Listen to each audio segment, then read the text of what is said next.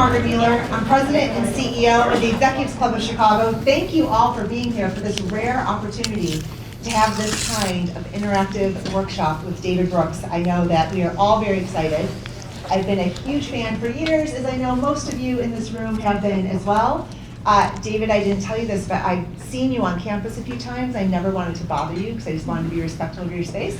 But I think we can all learn from his other book, How to Get to Know a Person. I maybe should have read that before I decided to not interrupt you. But we have that book here. We have other books of his here, and so we'll be telling you about this later. But stick around, buy his book. He's going to be very gracious enough to sign some of them for you. Before we get started, I want to thank the many sponsors who are sponsors of the Executives Club and all of our programming. You can find them all in the booklet. I also want to give a huge thanks to the members of our board of directors and our council of advisors who are here with us today. We are incredibly grateful for all of your leadership. You can scan the QR code on the back of the brochure to learn more about today's program and also see upcoming programs. And so now it is my pleasure to introduce today's speaker, David Brooks. As many of you know, oh yes, applause.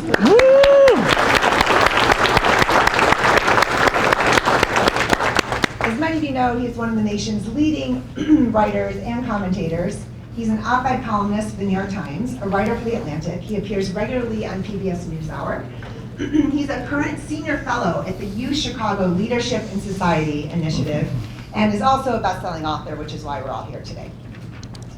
He will share insights from his latest book, The Second Mountain, The Quest for a Moral Life, and will explore how making deeper commitments can lead to more fulfilling lives. And moderating today's discussion is my good friend, Seth Green, longtime member of the Executives Club. He's a member of our membership council, and he's now the dean of the Graham School at University of Chicago. What he's been doing there is so tremendous, transformative. What you're doing with the Leadership in Society Initiative is so important for business leaders everywhere. Thank you all for everything that you do, and the floor is yours. Wonderful. Well, can I start with a huge thank you to Margaret?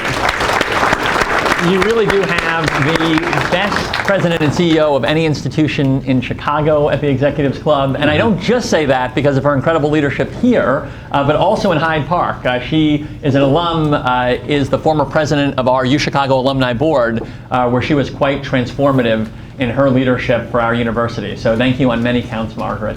And just to set a little context, yes, let's clap for that. I agree. We should be clapping. So let me set a little context, and then I promise we will come to why you're here, which is to learn from one of the luminaries of our time. Margaret mentioned the University of Chicago Leadership and Society Initiative. It's an endeavor that we just began this academic year, and David Brooks has been a big force in helping us think about what this initiative should be. It is an endeavor that aims to put a new pathway in a university setting to figure out how people who have had distinguished careers can come back and have a year of discernment to figure out a really meaningful next chapter of purpose for society. And the reason I just share that tidbit is because what we're going to talk about is starting with David's book, The Second Mountain, which is his second most recent book for those who are following. He also has How to Know a Person, which is an extraordinary bestseller of the moment. And we're going to talk about how that book informs this question of how do you really get to discern and then activate that bigger purpose in your life. But then we're going to go into the actual methodology. And so you'll hear me reference this initiative a few times because David is a faculty member of the initiative. He's actually here in Hyde Park with his partner, who is also a faculty member. And they're actually teaching. And we have a number of our fellows here. Every week, they're in the classroom several times a week with this incredible mind and with Ann Snyder to be thinking about these big questions. So I just want to lay that out so as I reference the classroom and all these other elements, you have a reference point for what I'm describing. All right, well, let's start with The Second Mountain because that is a book that launched many people into their endeavors and also launched us into our endeavor with LSI.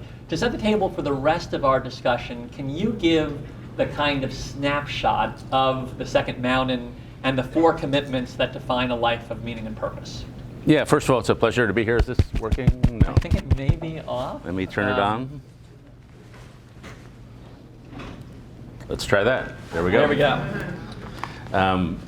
First, it's embarrassing to have also all these nice things said about me when I'm looking around the room, I think I see 4 or 5 of the fellows in the LSI program who've been studying with me for the last 6 weeks, and they're like, he's not that special.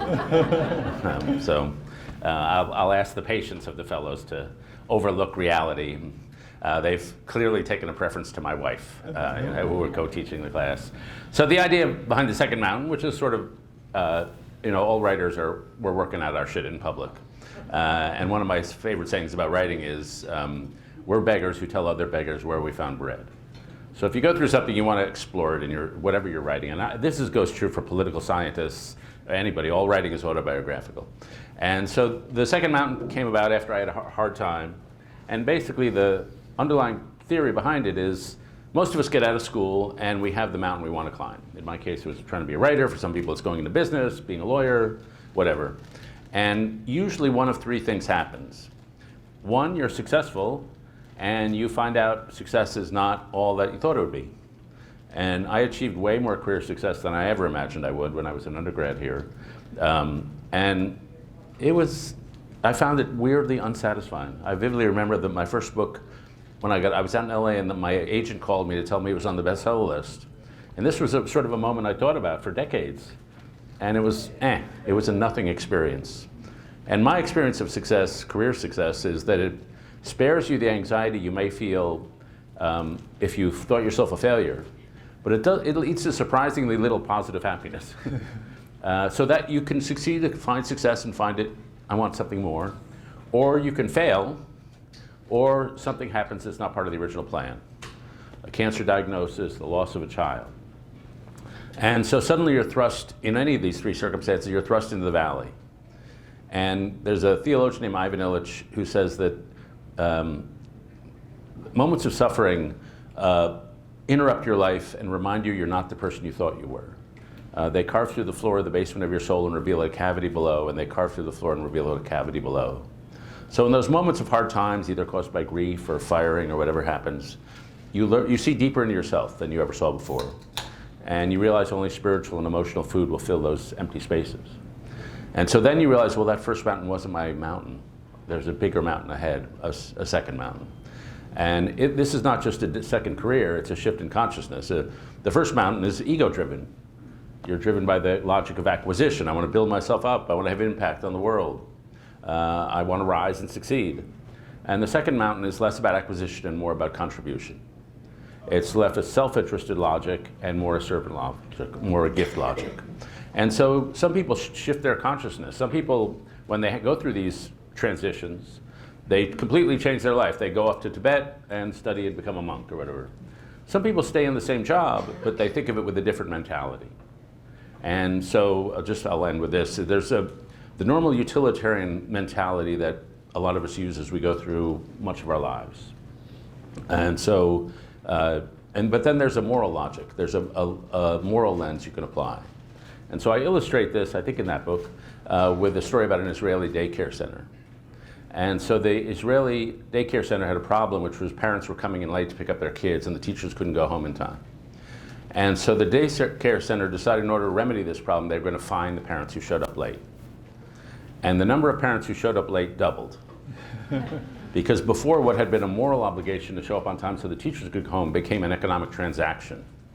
And so they no longer saw it through a moral lens, they threw it through a transactional lens. And so what the second mountain about is doing that in reverse. And so for the final story is a guy named Luke, who's a janitor at a hospital. And he cleans the rooms on a certain floor. And there was a kid in a coma in the room he was not getting out of the coma. And his dad would sit there vigil with his son.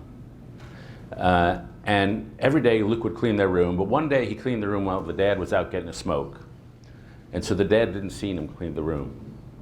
And so later in the afternoon, the dad came up to Luke and said, "You didn't clean my kid's room." And Luke could have seen that situation through a first mountain mentality, which is, my job is to clean rooms. And he would have said to the dad, "Yeah, I did clean the room, you were just out." Or he could see it with a more servant-oriented second mountain mentality, which is, my job is not to clean rooms. My job here is to serve patients and their families. And so what he did was he cleaned the room a second time so the dad could see him cleaning it. And so that's seeing not with the moral lens, not with the utilitarian transactional lens, with a moral lens. And that's what we're shooting for on the second mountain. So you published this book in 2019. In 2020, the pandemic hits, and it changed a lot of people's worldviews. And I'm curious, if you look today at some of the trend lines that have taken place, David, how do you think that people have reshaped their focus since you wrote the book, in part thanks to the pandemic and some of the other big conversations that are happening in society? Yeah, I think well, the pandemic was a hardship. And so some people transition to a new phase of life without any suffering and pain. But frankly, I rarely meet those people. Usually you need to go through some hard time or some transition to basically to knock your ego off its shelf. And so my hard time was in 2013. I had a divorce, my kids were leaving school, and I realized I had work friends. I had what I call weekday friends, but I had no weekend friends. And so I did at first what any middle-aged male idiot would do, which is I tried to work my way through the problem. And my metaphor for that, if you went to my apartment in those days, I wasn't having anybody over, and you went to my kitchen where there should have, and you pulled out the drawer where there should have been silverware, there were Post-it notes. And the drawer where there should have been plates, there were stationery. So I was just trying to work my way through the problem. And that turned out not to work. And so I went through this hard time in that season, and the ambitions that had driven me before just seemed less attractive. And so I imagine for a lot of people, and I think this is true for a lot of people, the hard time of COVID, which weirdly produced a decline in suicide rates, but a rise in mental health problems, sort of shocks you out of your life. And your ego wants you to be able to control your life. And we all have a thing, a guy named Henry Nouwen calls the ego ideal, the version of ourselves our ego wants to be. And I think you have to be knocked off the mountain for that ego idea to realize, no, there's a better version of myself that I could be if I forget this ego ideal. Now I should say I wrote this book in 2019 about how important it is to live a life of service and selflessness.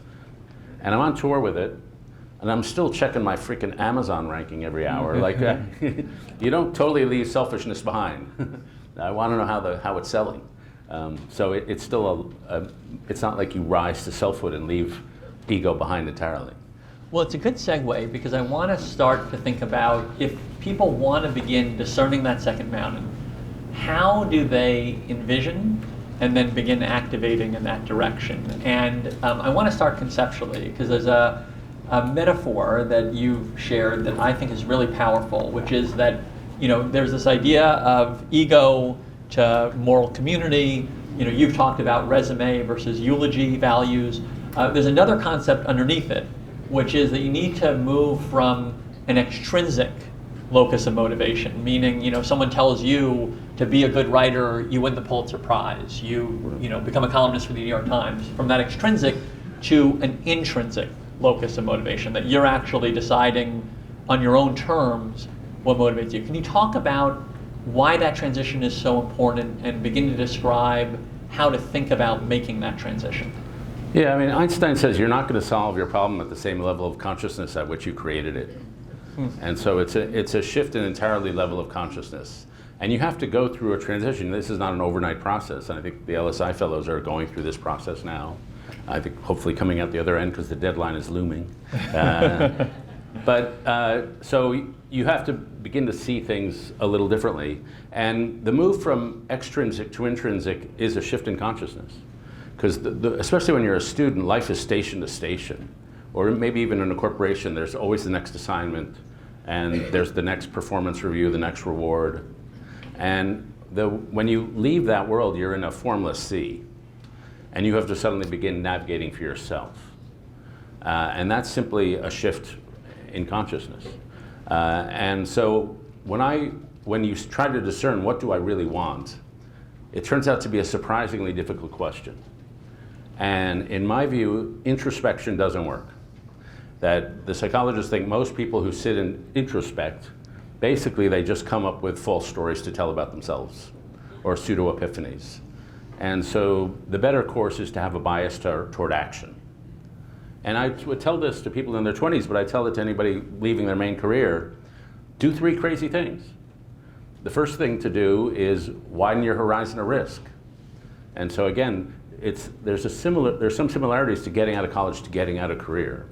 And so I had a friend years ago. She got out of college. She applied for Teach for America. She didn't get in. And so she Googled Teach Abroad. Some guy from Korea wrote to her and said, we need an English teacher in our village. And so she told her parents there was this big supervised program with lots of teachers and lots of bureaucracy. She flies to Korea, Seoul, and then transfers to this little fishing village. And she lands at the airport, and there's nobody there to meet her. And so she's sitting outside. Pretty soon it's 11 o'clock at night, the airport closes. Then it's midnight. There was a monk who was sitting on the bench with her. He goes away, he goes. And so she's sitting there alone with no Korean, no money, nothing.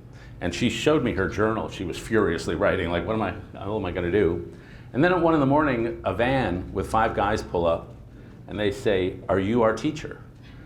And if my daughter did this, I would absolutely kill her. But she gets in the van. And she spends 18 months wonderfully teaching Korean.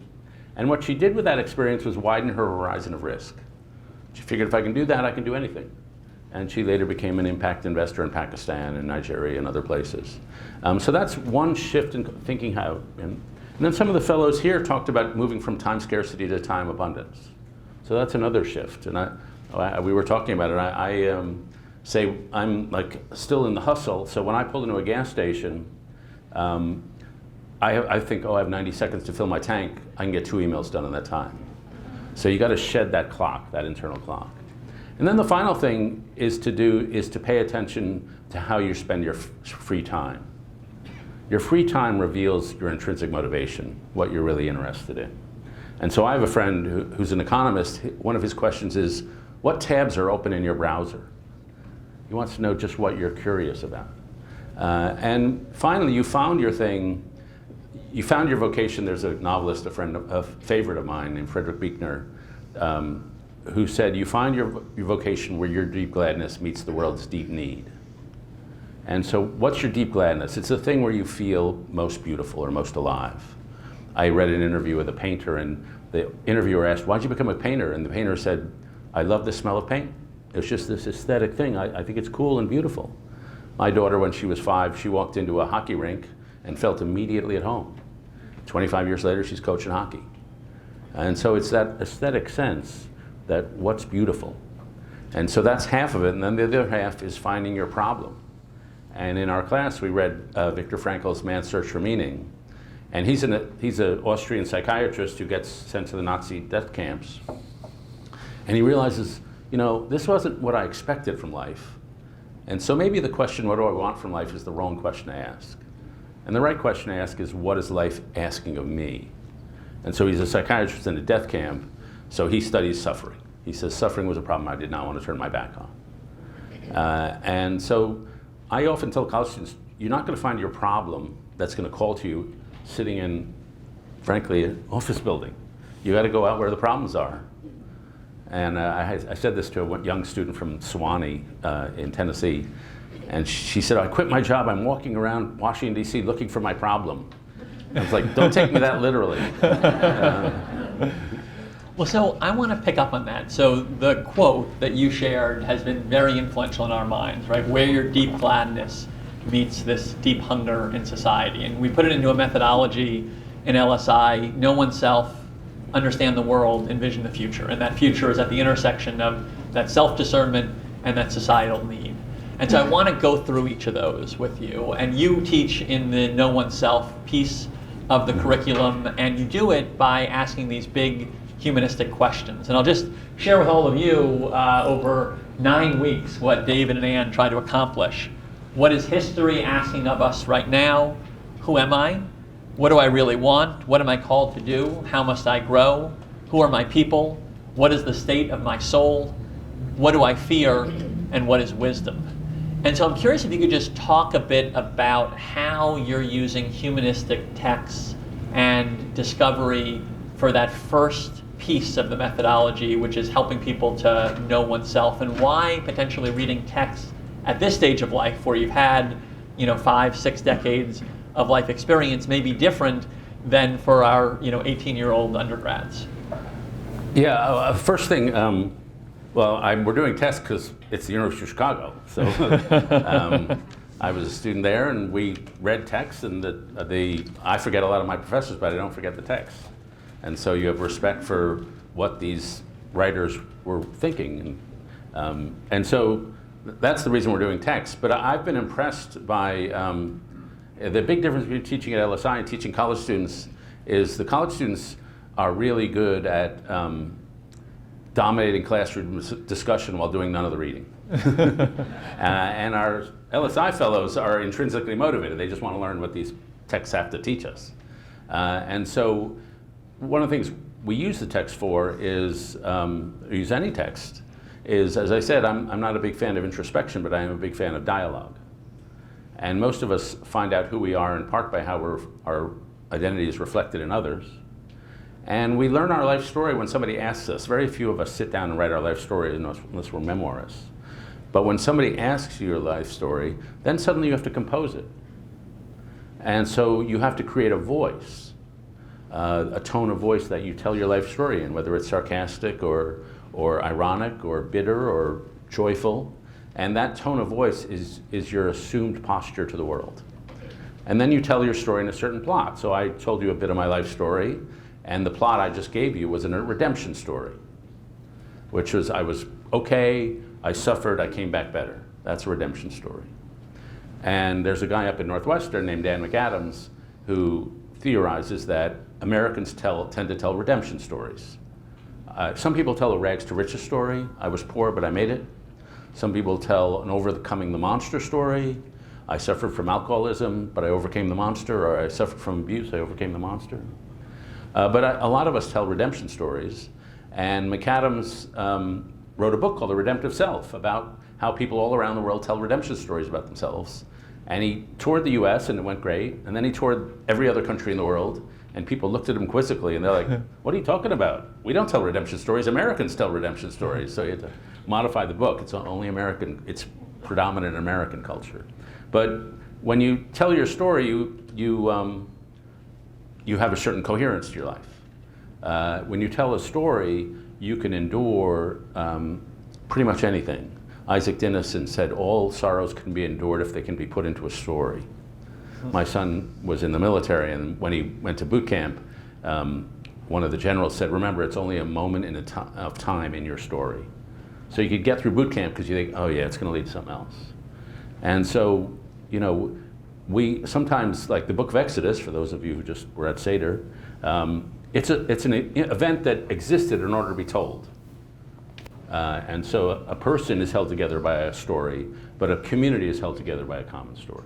And so we're just encouraging people to be more self-conscious about what kind of stories do I tell about my life. I realize the next two pieces, understand the world, envision the future, are outside directly of your teaching, but you have written a lot about individuals who have embarked on these second mountains. And so I'm curious if you could just give some examples of people that you've seen go through this discernment and then come out and begin moving either in a new way in the same direction or in an entirely new direction because of that discernment process. Yes, one of the things I've noticed, and this was humbling, I wrote a piece for The Atlantic about people who were in similar programs at Stanford, Harvard, Notre Dame, and then with our own fellows. And then I was in Indianapolis last night talking to a couple that were retired, and what's humbling for those of us in the middle of the career is how little the fellows talk about their former lives. And so for those of us in the middle of the career, and I'm basically the same age as most of the fellows, but at a different life stage, I guess, like the idea that I'm going to just leave it all behind and won't seem that important to me is humbling. But I was with a couple last night, and they said, "Yeah, we don't know what our friends did in their careers," and so that part is humbling. It's just to move beyond that. And I have a friend who has a company out in California that she makes water. But we're not using her kind of water, and she just lost interest in the main company. But she got interested in where some of her plants were and dealing with obesity in the Central Valley of California. And so she's someone who didn't totally shift her life, but her interest just vanished from the business and went to the philanthropic side. Some people go back. There's a woman I met in Ohio who had one of the worst stories I've heard in the last 5 years. I sat with her for a few days. And she was a nurse. And her husband one day, while she was out antiquing with her mom, her husband killed their kids and himself. And so we sit for a day while she walks me through the process of coming home and discovering the scene. And she decided whatever he tried to do to me, screw him. I'm going to make a difference in this world. And so she leads a life of really self-sacrificial service. She helps women who've suffered from domestic violence. She's created a foundation where they clean up bloody crime scenes. She still serves a free pharmacy, and she's a teacher as well. So she had like the most horrific valley you can imagine. But she turned her anger and grief into a sense, no, I'm going to make a difference in the world. Screw that guy. And so that's an extreme version. But in general, I found that many of the people, so I'll mention, some of you probably know Aisha Butler, who's here in Englewood. Yeah. So she had a normal career and was living down in Englewood. And she decides she's going to move out because it's getting dangerous. At that time, her daughter was 9. And she calls the moving van. They have a farewell party. But then before they leave, she's at her house looking across the street at an empty lot. And she sees a little girl in a pink dress playing with broken bottles. And she turns to her husband and says, we're not going to leave. We're not going to be another family left at. And so she Googles volunteer in Englewood. And she starts a company or a little organization where people in the community watch documentaries together and then to have discussions. And now she runs RAGE, which is the community organization in Englewood. And so to her, it was just a commitment to a spot. And I find that's a common story. It's what do we love? We love kids, but often we love our town.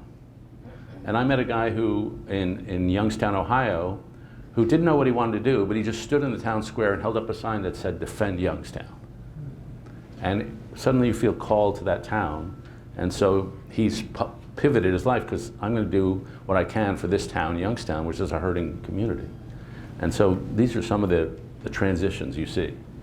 And you've thematized or themed out this idea a bit in terms of, you've advised people, and I've heard you share this with fellows, there are lots of different things you can do. You try a lot of things out, but then you encourage people to get to a place where they kind of think about a big need that can really keep you up at night, and then to really follow it for a period of years as a way to kind of build something kind of like your first mountain that is meaningful and tangible that you feel connected to. Can you just share a little bit about that thematic sense of what might be a meaningful second chapter?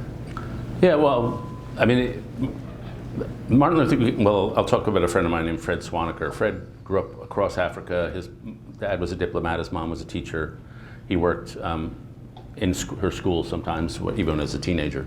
He comes here, he goes to, I think, McAllister College, then gets a job at McKinsey, and he's just unsatisfied.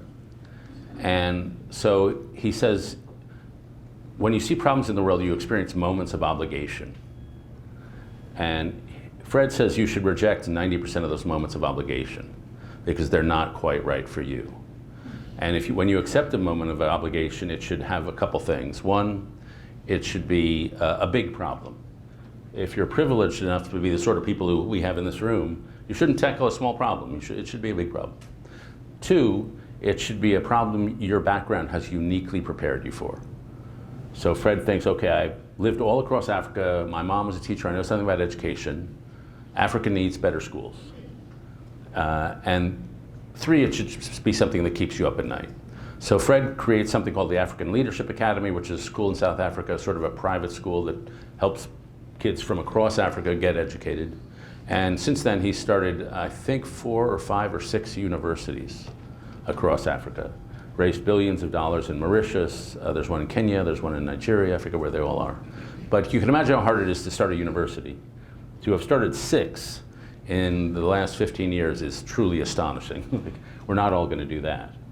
But to reinforce Fred's thinking, Martin Luther King said your vocation should have height, it should be a lofty goal, it should have breadth, it should touch a lot of people, and it should have depth, something you can keep getting better at over and over again.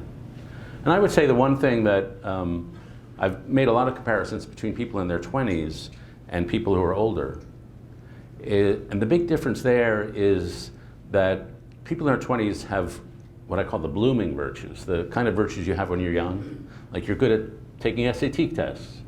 And then older people have the ripening virtues, the kind of virtues that have when you're older. And some of those is just navigating ability. Some of those is you had experience. And so you have great pattern recognition, which we call intuition.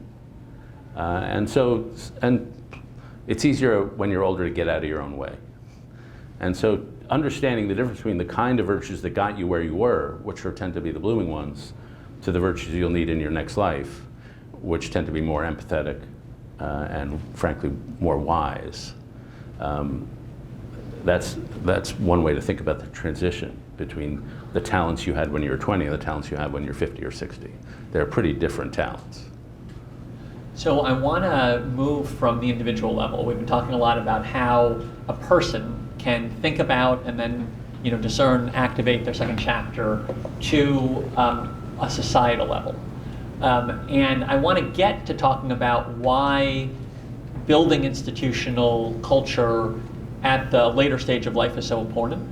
But I want to set the foundation with a lot of your other writing as a columnist and thinker, which is around where we are today in society. And you've written about how we are in a kind of sadder, meaner place.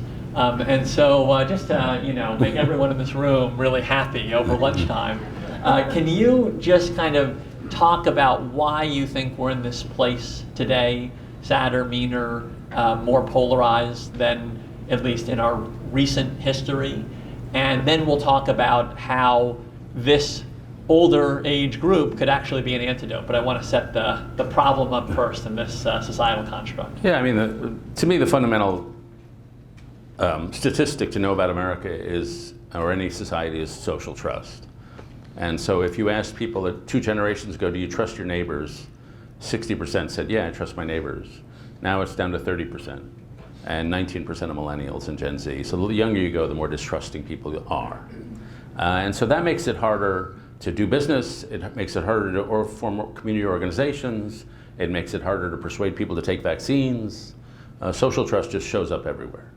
And so if you ask people up to age 28, do you agree with the following statement? Most people are selfish and out for themselves. 75% of people of that age group said, yeah, most people are selfish and out for themselves. It's just very hard to go through life thinking the people you meet, like the people in this room, are out to get me. And so that's just a social problem, and low social trust leads to a state of anomie, as Emile Durkheim would say, which is alienation, a sense of life's meaningless, a sense of being perpetually under threat. And I think that contributes to the rising mental health problems, the rising suicide rates, the fact that since 2000, the number of Americans who say that they have no close personal friends is up by 4-fold. Since 2000, the number of people who list themselves in the lowest happiness category is up by 50%. So it's just a social and relational breakdown. And people tell a lot of stories to explain this. And some of them, I agree with all of them to some degree. The technology story, social media is driving us crazy. The economic story, we're living more bifurcated lives because of inequality. But I tell the most straightforward story, which is about moral formation, that we've not trained each other to be considerate to each other in the concrete circumstances of life. And so the basic ability to disagree well is obviously in short supply. And I did an event at the school, at the IOP the other day, and a student asked very earnestly, and I was really struck by this, he said, what's the point of talking to somebody you disagree with? And it's just like, I'm raised in a culture where of course, that's the normal thing. Like, most political problems are competitions between partial truths, and if you talk to someone you disagree with, you'll learn the other side of the story. But he asked in a very sincere way. And so that struck me that he's in a very different intellectual climate than a lot of us grew up in. And so that's bound to lead to a dysfunctional political culture. And in a healthy society, we have the politics of redistribution. We have our arguments, but they're arguments over how high should taxes be, where should spending go. And that's a healthy culture. We don't have that kind of politics. We have what a guy named Charles Taylor called the politics of recognition, where what you want in politics is for the other side to feel ashamed and my side to feel affirmed. And basically, in my view, this comes from the sort of spiritual crisis that I just described, that people are naked and alone and they need something to give their life shape and meaning. And so they go to politics because it offers the illusion of belonging. I'm on team red or I'm on team blue. But you're not really getting together in rooms like this, you're just hating the same people. Politics offers the illusion of moral action. I'm doing something good for society. But you're not sitting with the widow or serving the poor, you're just being indignant in front of the TV screen. And so you leave the loneliness, you're trying to flee from your loneliness. And there's research from a guy named Ryan Streeter that says people who declare themselves lonely are 7 times more active in politics than people who aren't. So our politics is driven by lonely people, which is revealing. But you've tried to leave loneliness, you've just ended up in culture war. And so you end up in this spiral of greater and greater distrust. And the problem with distrust, it's very cyclical. So high trust leads me to reach out to you, and we become friends, and that gives me more reason to be high trusting. Low trust causes me to withdraw from you. I'm more lonely, therefore I'm more distrusting. And so you get in these trust doom loops. And in my view, America's in a trust doom loop right now. It's very hard to turn that around. Like I called social scientists and say, when societies recover from low trust situations, how do they do it? And the social scientists were like, I don't know, we've never seen it. So the historians are a little better. The historians, and I'll just close this answer on this. The historians say we were a very low trusting society in the 1870s to 1890s. It was a little like our era today. In the 1870s, we had obviously a technological revolution. We had a very hyper-individualistic public ethos, which was known as social Darwinism. And we had waves of immigration. And so it was an era in which America, and we had brutal economic times. The 1870s in particular were just economically brutal. And so we had all these things tearing society apart. And by 1920, things had really changed. And they changed in 3 directions. First, we had a cultural change, which was mostly a spiritual change, which was that social Darwinism, this sharp elbow, competitive, individualistic culture, was replaced by the social gospel movement, which was much more communal. And then we saw a civic renaissance. So in the 1890s, you see the rise of settlement house movement, the environmental movement, the NAACP, the unions, I forget all the Boy Scouts and Girl Scouts, I forget all the organizations, but within a very brief period of time, you had a civic renaissance. All these civic organizations were founded. And a lot of the reasons they were founded is because all our civic institutions in the 1890s were oriented toward an America in which people grew up on the plains of Kansas. And suddenly they look out and there's 1 million kids in Chicago. And so Jane Addams starts Hull House and the settlement house movement and things like that. So you have the cultural change, civic renaissance, and then after that, you get the progressive movement. So you get a political movement to clean up government, to make it less patronage, to make it more fair. You build things like the Federal Reserve System, you build things like the Food and Drug Administration. And so it went cultural, civic, political.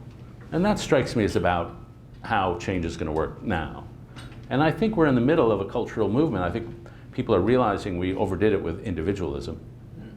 They used to give these tests called the narcissism tests. And they said, I'm going to read a series of statements, do you agree with them? And they're statements like, I find it easy to manipulate people because I'm so extraordinary. Somebody should write a biography about me, or I love to look at my body. And the median narcissism score went up 30% in 20 years. So we just became a more narcissistic culture. The final example of that is one of my favorites is Americans rank 26 in the world in math ability. But if you ask people all around the world, are you really good at math? We're #1 in the world in thinking we're really good. So I think we're moving beyond that culture. And we're now having a fight over what sort of community we want to be part of. or how we want to define community.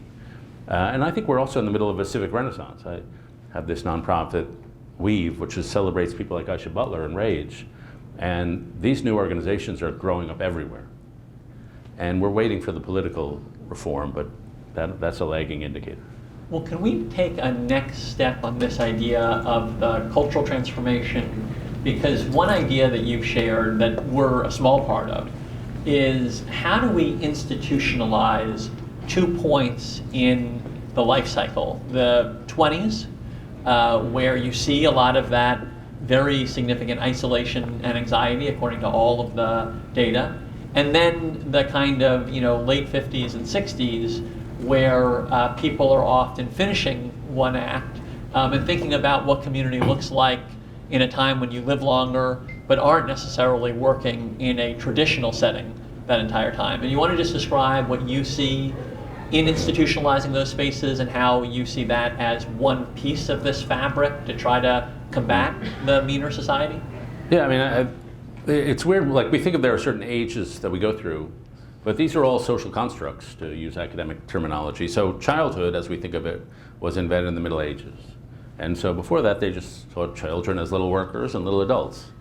And then teenage years, the word teenager begins around 1900, but nobody's really talking about teenagers or the concept of going through something called adolescence until the 1940s. And it's really the creation of 17 magazine, which I think was some 1948 or somewhere around there, that creates the concept, oh, there's a stage in between childhood and adulthood, and we'll call that adolescence.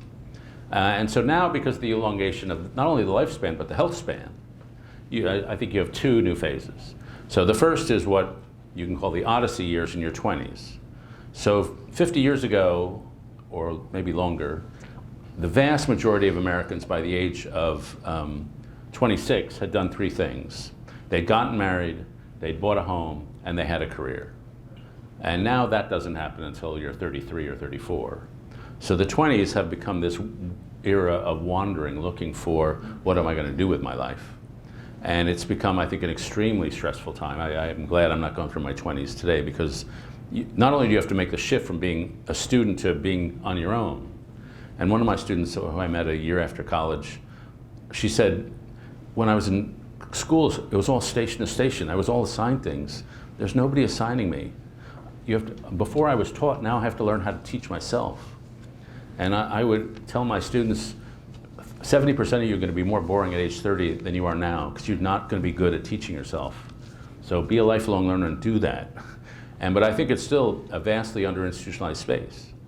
And then the other one is the one we're in LSI, which is if you're 60 now, you have a 50% chance of living to 90. And you'll probably be vibrant until maybe 85. So that's 25 years of vibrant life. And so we don't have universities for that, but now we have LSI and a few other programs. And so we need to have more of that, and frankly, we need to have, as I think we've talked about, we need to have more of that in more affordable ways. It can't just be places like Chicago, Harvard, Stanford, Notre Dame. But I think I think what LSI is doing is pioneering this sort of approach and making it a version that would be replicable for any community college, any church group, or whatever. And I think it would not shock me in 10 years that if going through a program like this in some form was just a normal rite of passage that people did. And I'm not an entrepreneur, but I had this concept which I described once in the Atlantic called transition teams.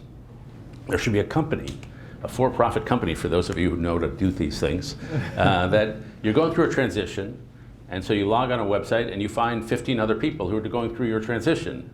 A divorce, you've lost a spouse, you're retiring, any one of these life transitions, and you have a curriculum, you just walk through it together. I think if you talk to the LSI fellows, as much as having astoundingly profound professors is important for them, each other is what's really important. And the chance to make 20 or 25 friendships at age 65 that are incredibly close is just a profound honor, and we should be able to institutionalize it so that happens more. So final question, you've been teaching now for 6 weeks. Do you want to just talk about any aha moments you've had as a faculty member? So how have you changed as a result of your involvement? Well, it's radically different than teaching 20-year-olds, because 60-year-olds don't fall for the tricks. Like, and I think we've radically shifted from me doing what I'm doing now, pontificating, to having conversations. And so because everybody in the room knows as much as Anna or I knows. And so, for example, this afternoon we're going to talk about what I think is just a fantastic novel. I read it again. I'm just blown away by it. A novel called Crossing to Safety by Wallace Stegner. And it's about, he wrote it when he was 78. And so it's in the voice of somebody who's had some life experience. And it's about two couples who are friends, one of whom is based on Stegner's character, one of whom is his wife, though in the book she develops polio, and then another couple one of whom is a guy who's an academic but not particularly ambitious, and then his wife, named Charity, is stupendously ambitious and wants to control the world so it's perfect. But she wants to do it in a way that's generous, and she's a weird mixture of controlling and generous at the same time. And it's just about how, and there's a line in there that haunts me and defeats our whole purpose here, which is, he says, we went through our lives together and we didn't change each other one comma. And so it's about learning to live with who you are and who each other are and still maintain a friendship. I was just reading it on the phone on the way up here, and I wasn't driving. And there's a scene where they go to a painting of Christ being crucified. And the woman who's suffering polio, she's tremendously moved by the painting, because she sees it's a painting of suffer. And the woman who's the generous but controlling one is like, I don't like it, that painting is arrogant. And so even in a little scene like that, he teases out the characters in just a beautiful way. And then the final thing that I love, the one line about the book that's germane to my life, why shouldn't this all be about me, is that one of the guys is a writer, and another of the guys in the friendship is a professor, a literary professor. And they're talking about some book, and the writer says to the literary professor, you have to understand, you read to appreciate, I read to steal. Which is exactly how writers read. Like, what can I lift out of this? Like, so. Well, can we say a huge thank you to David? To the extent that you steal from the greats and you make it truly accessible to all of us. And so I just want to thank you, not just for today, but I mean, I think when we talk about that meaner, sadder society, you are an antidote, and you bring tremendous balance and thoughtfulness at a time when our country needs it and fill a really unique void. And I want to now segue because you all are now going to take the first step in thinking about your second mountains, and I want to describe what's going to happen at the tables. So there should be at most of your tables, and I'll visit the ones who don't have it already, a facilitator. That is typically someone who is a fellow of the Leadership in Society Initiative. So raise your hand, facilitators, hi. So you'll see most tables have someone. And we also have a couple of our incredible friends, Renetta and Francie and Liz, and then our director of the initiative, Diana Petty. What they're going to do is facilitate a conversation at your table where you're going to be asked to think about that intersection that David described between your deep gladness and the deep needs of society. And what we're hoping is that just around the table in the next 20 minutes, you can think about how each of you would begin to imagine, from a hypothesis perspective, where that intersection may be for each of you. And then we're going to hear from Margaret afterward to just close us out. But the next 20 minutes, you are on Frederick Buchner's mission of finding that intersection and hearing from the others around your table how they're thinking about that same positive connection. Thank you, and good luck at your tables.